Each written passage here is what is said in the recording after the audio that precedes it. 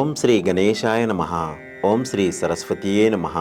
ఓం శ్రీ గురుభ్యో నమః. కార్తీక పురాణము 3వ అధ్యాయము. ముందుగా కార్తీక మాసంలో 3వ రోజు చేయవలసిన విధులు. 3వ రోజు శుద్ధ తదియ, త్రిలోచన గౌరీ వ్రతము చేయవలెను.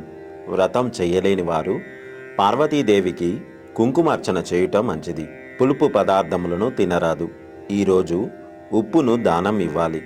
3వ రోజు చేయవలసిన పారాయణము. కార్తీక మాస స్నాన మహిమ. ఓ జనక మహారాజా, కార్తీక మాసములో చేసే స్నాన దానముల వలన విశేష పుణ్యం లభిస్తుంది.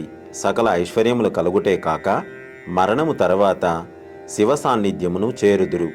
కాని కొంతమంది భోగభాగ్యములు విడవలేక కార్తీక స్నానము చెయ్యక అవినీతి పరులై భ్రష్టులై తిరిగి అనేక జన్మలు చండాలురై పుట్టి చివరకు క్షుద్ర జన్మలు అనగా కోడి, కుక్క, పిల్లి మరియు బ్రహ్మరాక్షసులుగా పుడతారు.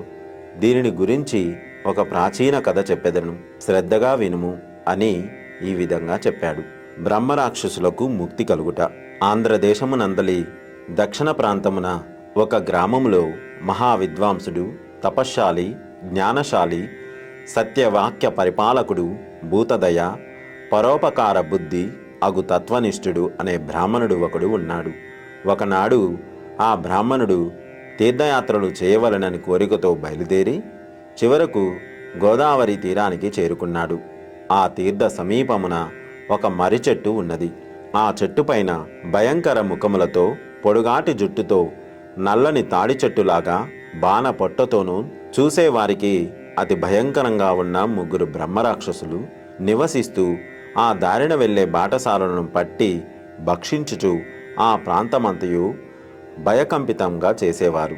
తీర్థయాత్రకై బయలుదేరి గోదావరి పుణ్యక్షేత్రమునకు వస్తున్న విప్రుడు ఆ వృక్షము వద్దకు రాగా బ్రహ్మరాక్షసులు క్రిందికి దిగి అతన్ని చంపబోవు సమయమున బ్రాహ్మణుడు ఆ భయంకర రూపములను చూసి గజగజ వణుకుతూ ఏమీయూ తోచక నారాయణ స్తోత్రం పెద్దగా పఠిస్తూ, ప్రభో, ఆర్తత్రాణ పరాయణ, అనాథ రక్షక, ఆపదలో ఉన్న గజేంద్రుణ్ణి, మహాసాధ్వి ద్రౌపదిని, బాలుడగు ప్రహ్లాదుణ్ణి రక్షించిన విధంగానే ఈ విశాసముల బారి నుండి నన్ను రక్షించు తండ్రి అని వేడుకనగా ఆ మాటలు విన్న బ్రహ్మరాక్షసులకు జ్ఞానోదయం కలిగి, మహానుభావ, మీ నోటి నుండి వచ్చిన శ్రీమన్నారాయణ స్తుతి విని మాకు జ్ఞానోదయం కలిగినది.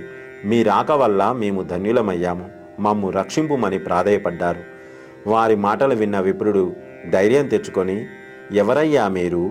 మీకు ఈ రాక్షస రూపం ఎందువలన కలిగినది? మీ పూర్వజన్మ చరిత్ర ఏమిటి అని అడిగాడు.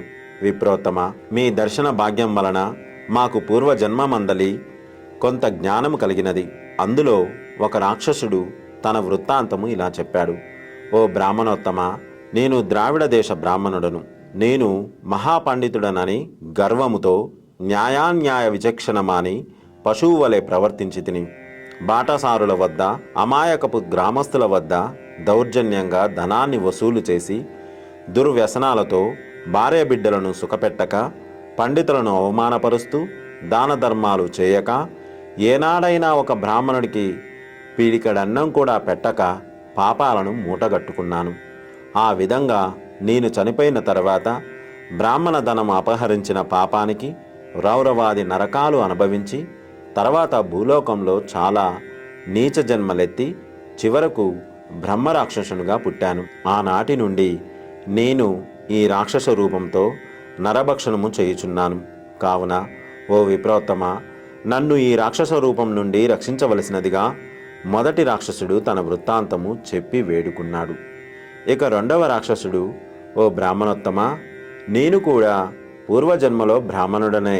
నేను నీచుల సహవాసము చేసి తల్లిదండ్రులను బాధించి వారికి తిండి పెట్టక మార్చి వారి ఎదుటనే నా భార్య బిడ్డలతో పంచభక్ష పరమాన్నములతో భుజించాను.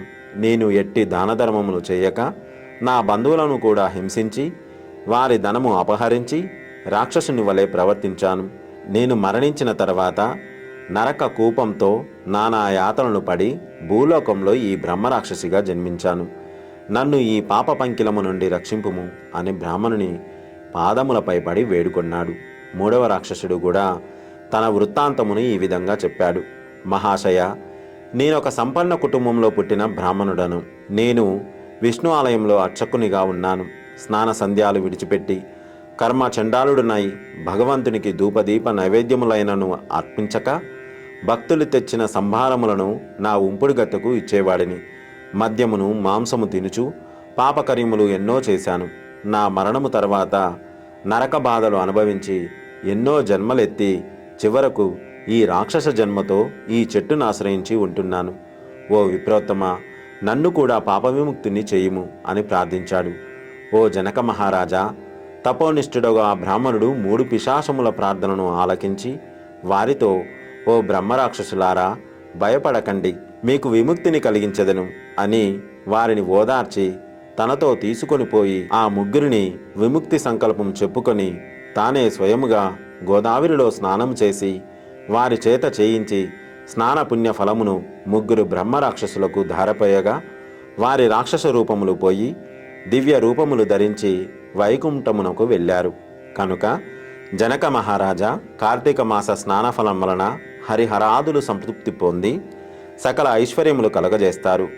కనుక స్త్రీ పురుషులందరూ కూడా కార్తీక మాసంలో పుణ్య నదీ స్నానం తప్పక చేయాలి.